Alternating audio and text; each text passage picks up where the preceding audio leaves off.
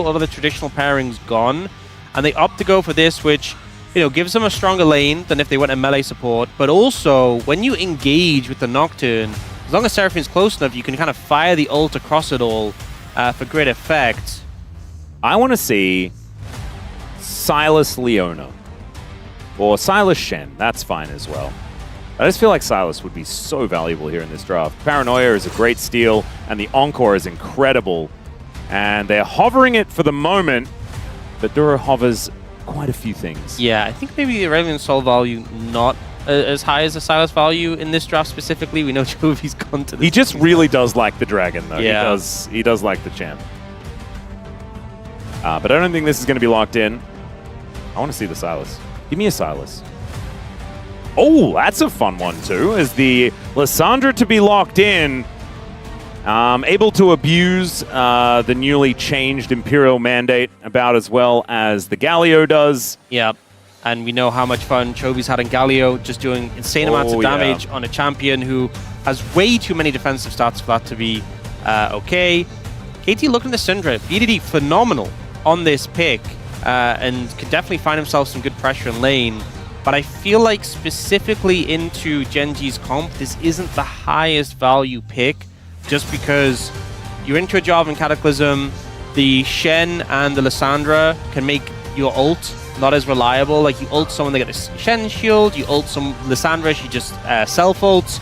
And I think this poke sort of composition often does very well. Like, it's poke and it's engage, and those things can sometimes be an issue for Syndra.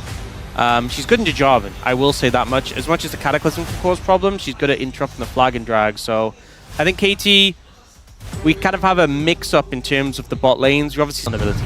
Oh, my bad. Okay, yeah, she's not in the game just yet. Hopefully we make it to a game 3, get a Caitlyn game in.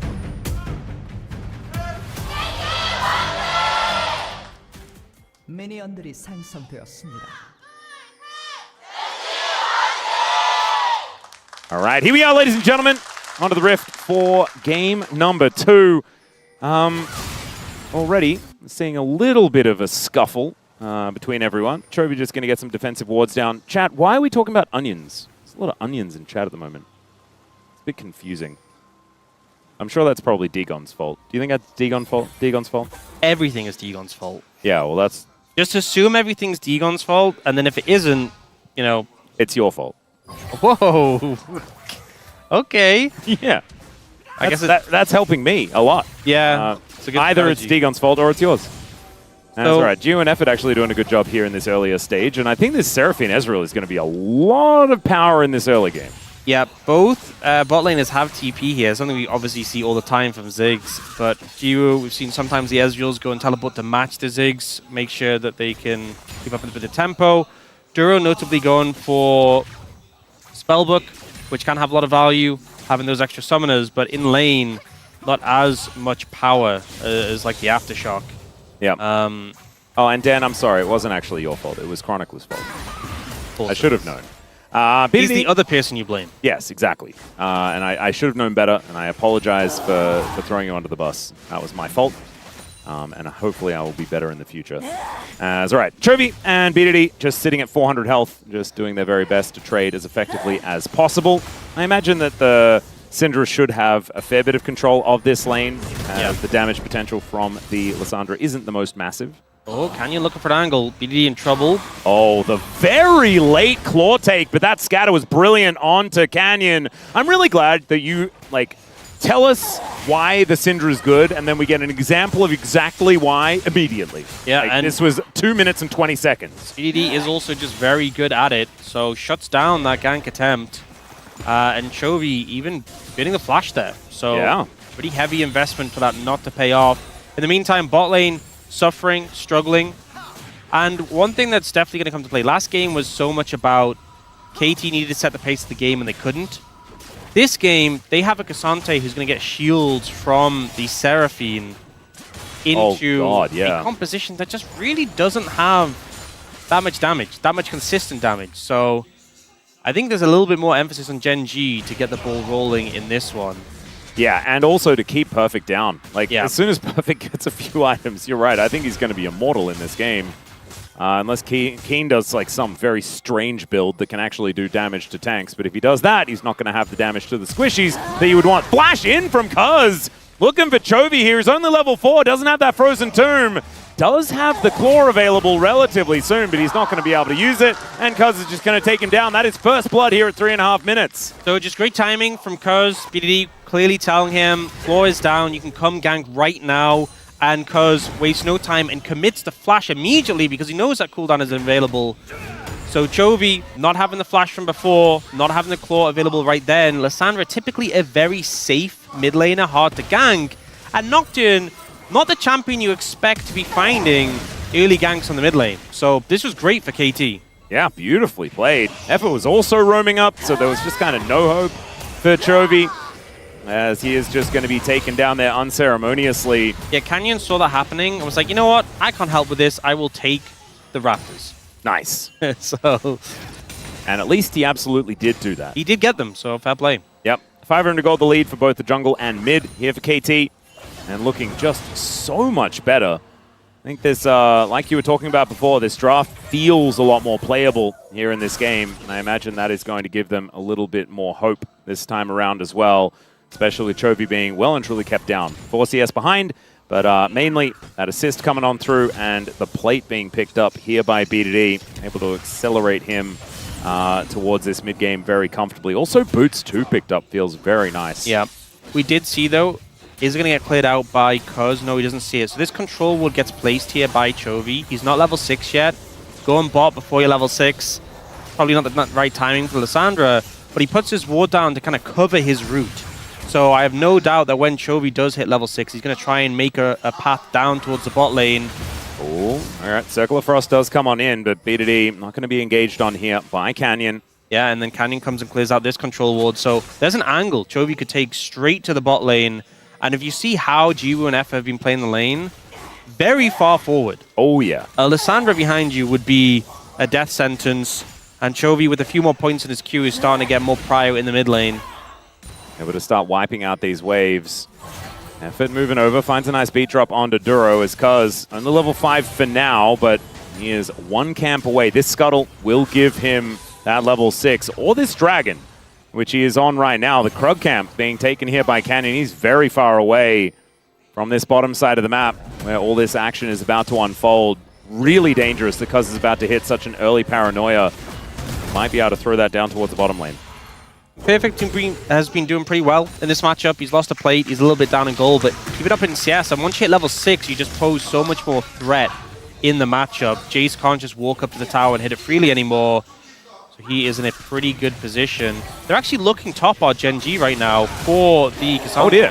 Yeah, and they found him. Perfect is going to eat a little bit of honey fruit here, but he cannot tank forever, as the Frozen Tomb comes in. There's the flash, and the Claw of Doom comes on through, and the Frozen Thrall going to do a bit of damage here to Cuz. Gio now taking a lot of damage as well.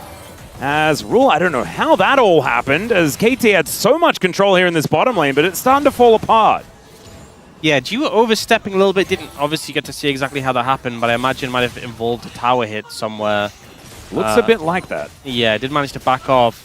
Perfect getting taken down. That top lane play doesn't feel fantastic. He was honestly close to surviving, but it does not go his way. Ruler. He doesn't have a lot of blue stuff. Yeah, he's also very low, and BDD is coming with ult, so I think you're just dead.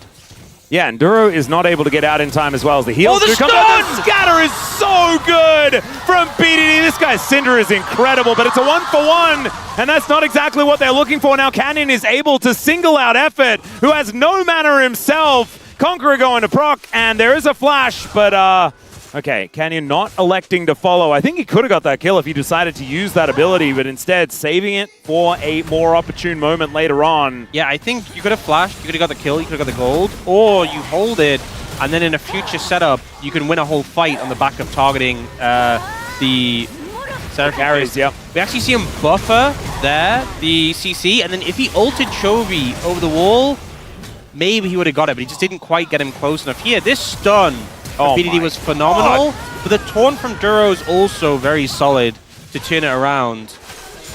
And then Canyon just hitting Effort. Obviously, Effort still had flash, so he wasn't going to Cataclysm early. now see Duro in a bit of trouble. Yeah, it's not going to be an all-out or anything like that, but I think that the Shen is still very dead. Yeah, Cuz just turns out the lights. And normally a ninja would be really happy about that, you know, able to hide and be all stealthy and stuff, but not this Shen. He is just dead. KT also now going to be able to grab themselves 3 grubs. And this is a big advantage starting to unfold. Chovy in this bottom lane just trying to get pressure where they can, but a teleport back down here from Jiu will mean that all of this experience will be taken. Does miss the cannon. That's a little unfortunate, but yeah, it's not the end of the world. Ult didn't quite help with that one. But KT able to get a lot more things going in their favor already. They've got the first dragon. They got all 3 grubs. Bit of a gold lead now. And just feeling a lot better in this game compared to game 1 where they really just couldn't make headway into Gen G. Yeah. Certainly looking much better, and I was really worried about KT moving into this game. We spoke about it before, but it was a pretty hopeless loss in that first game. And this time around, KT looking just so much better. And it's really great to see. Cuz especially here in this one, ahead by a very large margin when it comes to the camps, but also being at 2-0, Hexplate done. This Nocturne is going to be very problematic here for the guys in gold. I think the thing with Nocturne is you can so quickly join into the lane with your ultimate. And so being responsive when your lanes communicate and say, hey, they burnt this, hey, they burnt that. You know, you obviously ulted onto Duro when the taunt wasn't available. Went for Chovy mid before the ult was even available. Just when the core wasn't there. Now, Duro going for a heavy trade and effort, but won't find anything more. Yeah, Gio is going to be able to throw out some of these Mystic shots, but with the Spirit's Refuge, Duro is not really going to take damage from that one. Ruler is slowly but surely getting some items together. Obviously does want that Ludens as soon as he can, as there's another taunt onto effort. Duro not going to be able to find too much, though, as far as that trade is concerned, and in fact takes more damage than he gives. And notably, we talked a bit about how, you know, this sort of combo, the Zig Shen, was very much a roam-focused combination. We haven't really seen Duro move too much, and I'm wondering how much of that is down to the consequences that we saw coming in on this patch, whereby, you know, you will lose out massively in terms of XP and your progression on your support item if you roam too heavily. Duro obviously does now have the ult and has passed the threshold for that reduced XP. So, could do so if he pleases. For the time being, it's KT going aggressive into the enemy jungle. They will be spotted here. Yeah, Blast Cone is going to be used. Remember, Effort still has no flash. All right, Ruler moves over. Don't find too much. Hextech Minefield is down as now Keen is in a little bit of trouble here. Perfect going aggressive, finds the all-out angle. Flash out. Keen wants nothing to do with this, and Perfect shuts him down. It's a solo kill for the Cassante. Cue the Showmaker copy pasta as Perfect really putting KT in a great position. Beautifully played. I think Keen went for the knockaway and Perfect buffered it with his ult. Now though, they're looking for bot lane. Yeah, even more. There's a great encore as well, as Ruler's already almost dead. However, Duro is going to be able to take that first kill. A bit of a shield comes through onto Canyon, but it's not enough for the unleashed power from BDD. It nets the double. Chovy not able to do anything, and the Frozen Tomb is still there. It's just not able to change this play.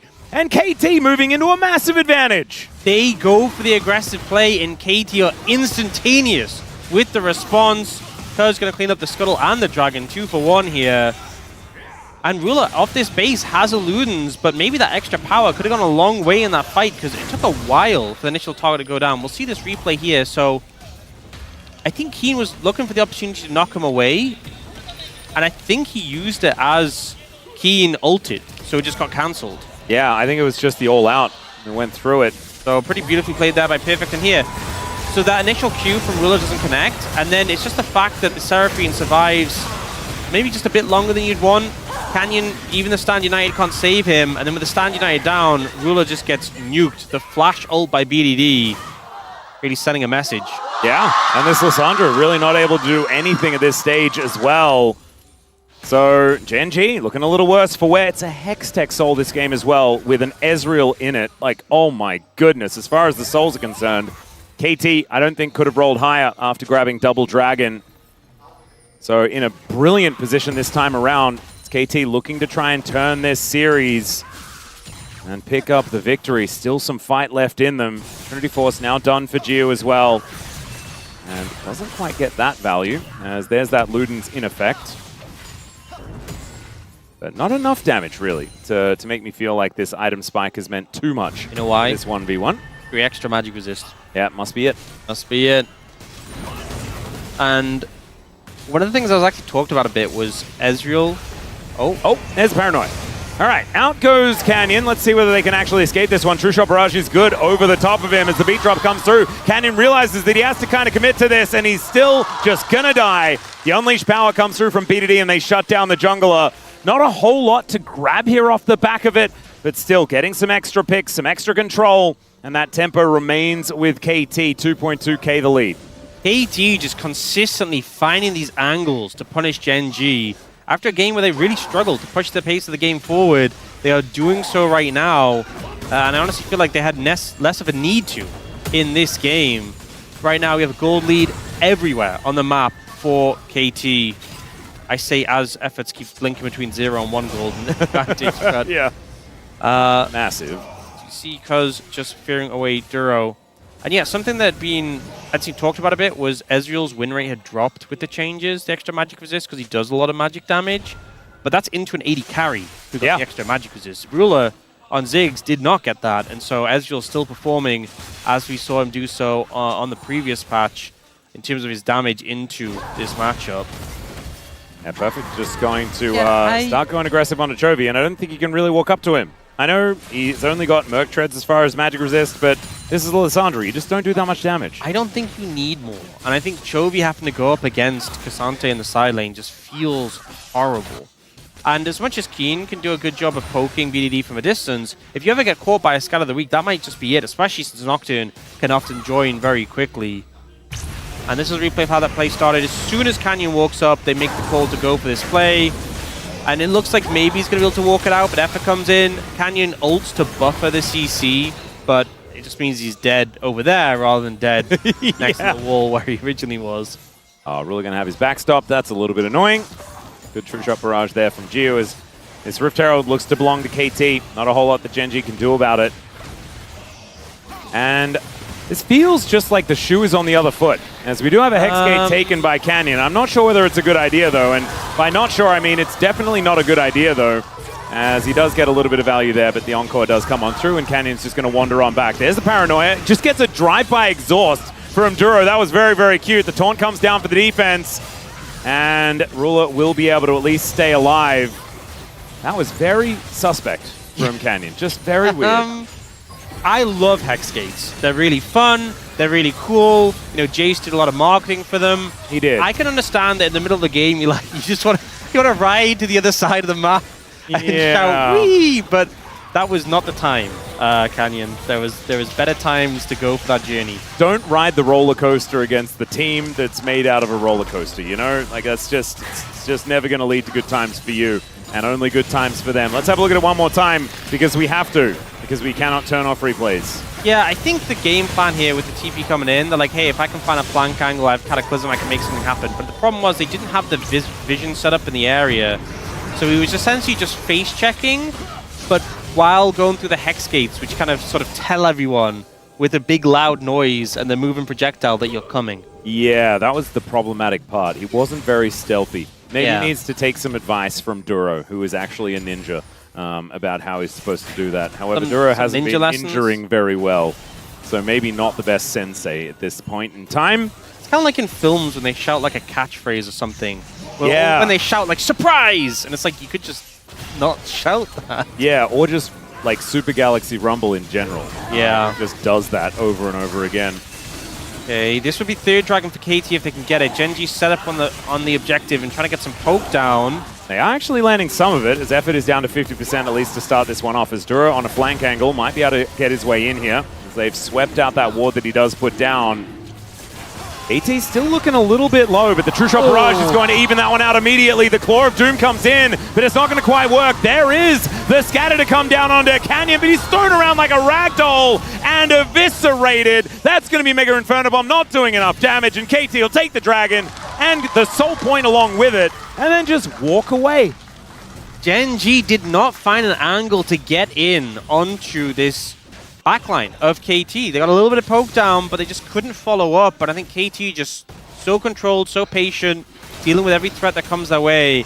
It's been a while since we've seen the Glacial Tomb from Chovy, and he's just not getting windows to use the ability. Yeah, that's because it's called Frozen Tomb. Oh. Yeah. That would... So he can't use Glacial Tomb no matter what he wants. I can see where the issue came from. Yeah, he needs to ride Bristle if he wants to he went for the claw, but kind of deemed this is not the situation to engage on. The dragon's already gone. Canyon jumps in, flashes out again, but just no headway was really made. And I think they didn't see the angle. We saw Canyon go in for the dragon and then was like, well, I'm here, I might as well make something happen. Yeah. But the end result is it just kind of looks like they're floundering, and KT very focused, don't give anything up. Now with 3 dragons in pocket at 4,500 gold lead, they're in a phenomenal position. Oh dear, well, there is a flash away here from Ruler. Knows that the Fear Tether was just never going to be very good for him and would have spelt his death. So did have to flash away, no Stand United there from Duro. One of the things with Ziggs is, I say this as they're trying to get the spot tie, I don't think they're going to succeed. One of the things with Ziggs is that he's so good at keeping champions away from him with his satchel, with his mines. But into Nocturne, he's always going to reach you. And then the only way to make distance between you is a satchel, but he just spell shields it. So it makes it really uncomfortable. A champion who enjoys standing far, far away from you and throwing bombs at you to suddenly be in his face. Chovy, whew. That's a lot of damage. Yeah, the Ezreal really spiking at the right time. Jiu with the Mirror Mana and the Triforce doing a lot of damage. And, you know, we talked a lot about last game, there being timing windows for KT. Starting to feel like Gen.G might have missed theirs. Getting a bit of karma in this one. I would say so. Even though Karma was fearlessly banned, she finds her way back in to this game number 2. And yeah, we'll see whether KT can play it as cleanly as Gen.G did, because honestly, if they do, there's just not going to be hope. As once again, Cuz is going in. There is an angle looked for here by Duro, but he's just too late to the play. And it's even an assist over to Gio on this Ezreal 007. He has a license to kill, although he hasn't done so yet. So frustrating in this game. Oh, Canyon. That was a few in directions.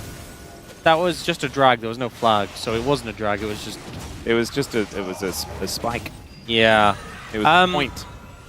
That's the thing, because with the Hexplate, with a bunch of kills and assists, we'll have a bunch of Ultimate Hunter stacks. His ult is such a short cooldown.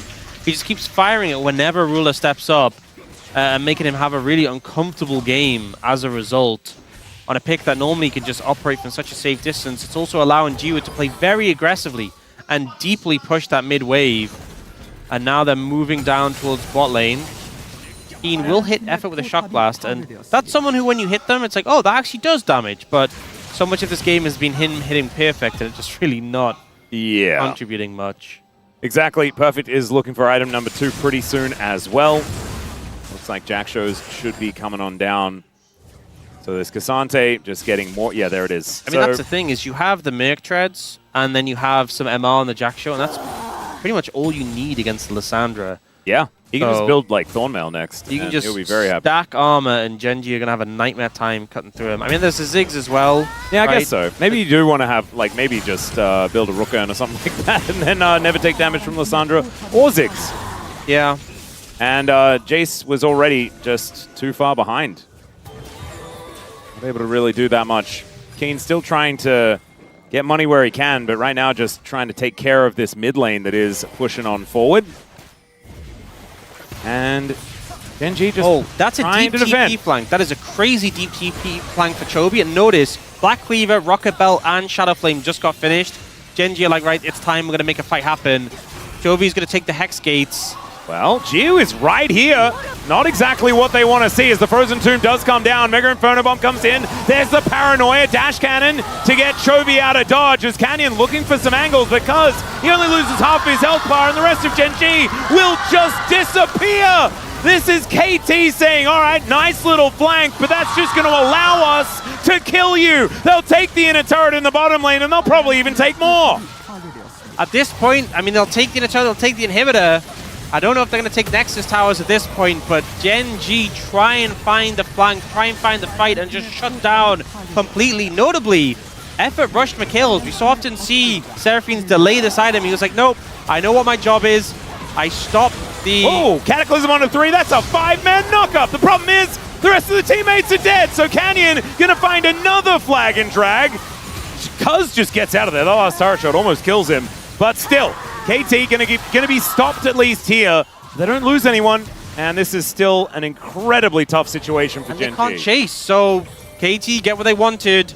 Maybe we're close to overstepping at the end, but they're able to back away and disengage with a ton of gold in their pockets.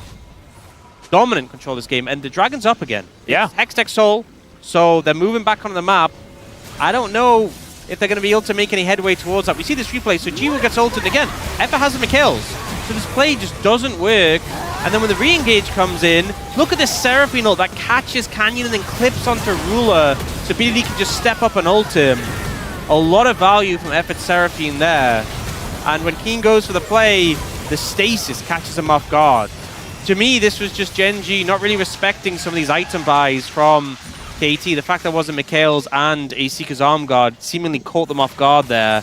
Yeah. But ultimately, when you're that far behind in gold, you're kind of desperate. You just have to make something happen. Yeah, I respect it. I think that you kind of just have to send it and face the consequences. Force KT to play well against you, and KT absolutely did. So they looked a little bit silly. We could be on the verge of BDD's 500th win here in the LCK, which is very, very cool. Just need to win one game in this series, and you will reach that milestone.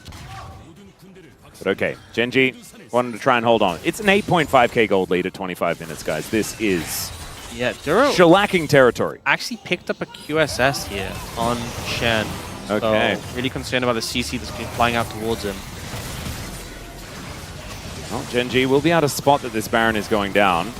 Canyon not in the brush. He's just standing there, stalwart. Yeah, it's Terry again, so not doing that much damage to them. The Seraphine enough sustain to stop it. And this is just going to get taken unless Ruler... I don't even think he's going to go for it. Nope. It's going to be the Ezreal that takes the Baron. So, no vision, no chance. Hextech Soul and Baron. I think Gen G are between a rock and a hard place. And the rock, for some reason, has like barbed wire wrapped around it that's electrocuted. Oh no! Yeah. What does the hard place have? The hard place has a spikes coming out of it. Like there's a fist in the wall, like a gauntlet, and it's very spiky. Oh, no, that's the worst rock and hard place that I've ever heard. As Paranoia comes down, this is a scary place for Gen G. Nice little hammer boot there from Keen to try and get this one back as he goes to the skies. Effort moves over as Canyon looking for an angle to get himself in. Not showing himself just yet, seeing whether KT are going to get baited forward. And the beat drop comes down, finds the knock-up. They should be able to get rid of Effort. Wow. There's that. But can they do more? That's the question. Well, it was a nice pick. Very quickly eliminated Effort, but a fair few tools used. And I don't think KT really needed Effort. Yeah, I don't know whether they noticed. Yeah. They have a lot of power still available to them, and I think Gen G, a little recourse picked up there. We do see the Serelda's Grudge coming in for Keen. We know that both Chovy and Rula are working on their pen items.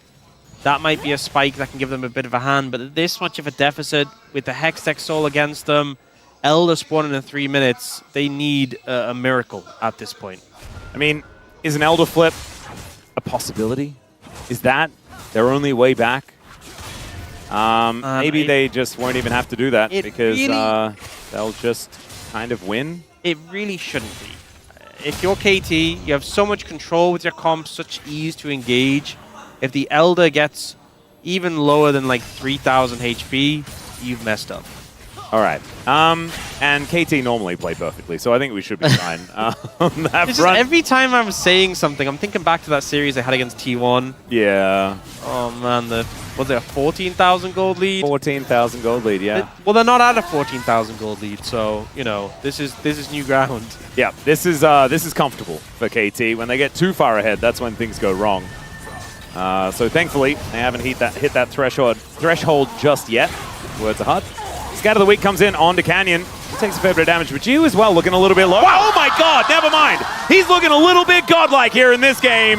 3-0-7 now, trying to find these Mystic shots, and he doesn't even have 4 items yet. My god. This Ezreal is just ridiculous. And you know, they banned the Ezreal game 1, did Gen G. And you talked a bit about how it's a pick Jiwoo's had success on. He's having success on it again. Gen G not able to match him here. Just watching as that base gets decimated. Yep, top lane inhibitor turret's going to go down. The inhibitor follows suit.